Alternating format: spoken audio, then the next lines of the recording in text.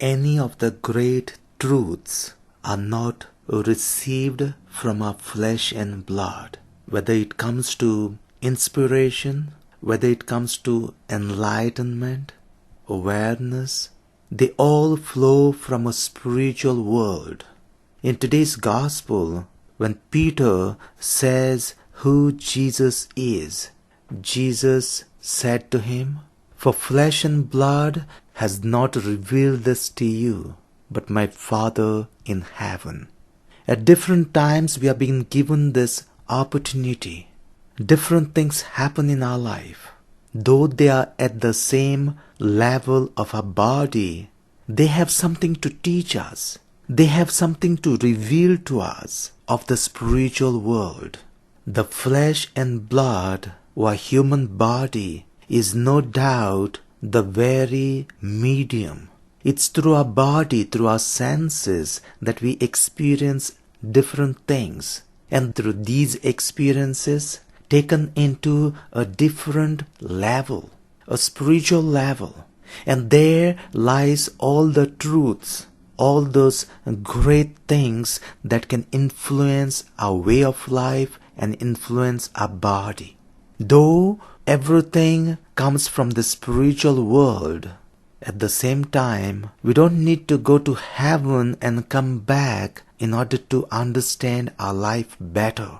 When we are open, or if we are enough open and receptive, God is going to reveal to us so many things. Are we open and are we receptive to what God wants to teach us? See, in the first reading, once again we are being told, do not lord it over those in your charge. Do it as God would have you do it.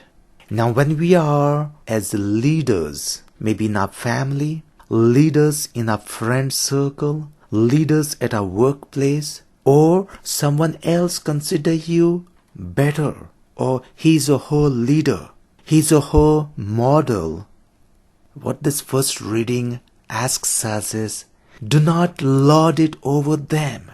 Don't be bossy.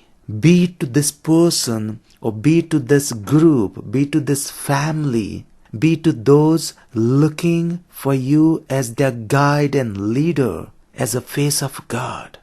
So let them gain something from you. Let them learn something from you. Let them grow learning from you. And it still goes on to say about the chief shepherd who will appear, which means that all of us perform the role of a shepherd, the kingly role of taking care of these given under our care. But at the same time, we are not the owners. We are not the bosses. The owner is God.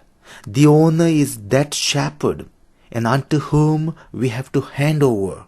This task is given to us in our daily lives, but we need to pass on. We need to give him back, expressing to him that this was the responsibility given to us, and this is how much we could accomplish, or this is how well we could do it, and we hand it back to him. Now in a normal human way, if we are living only with our flesh and blood, the attitude would be bossy. The attitude would be to overpower them, to dominate and dictate them. But if you are living by that openness, and in and through which God wants to reveal to you the great truths, you will be the face of God toward your brothers and sisters around you. So let us ask God to give us those revelations, those inspirations, those enlightening moments, and that awakening with which life can be really lived in a super way. All these inspirations, all these actions of our flesh and blood or of our human body will trigger us, will help us and lead us to something what is divine. So let us be open to that.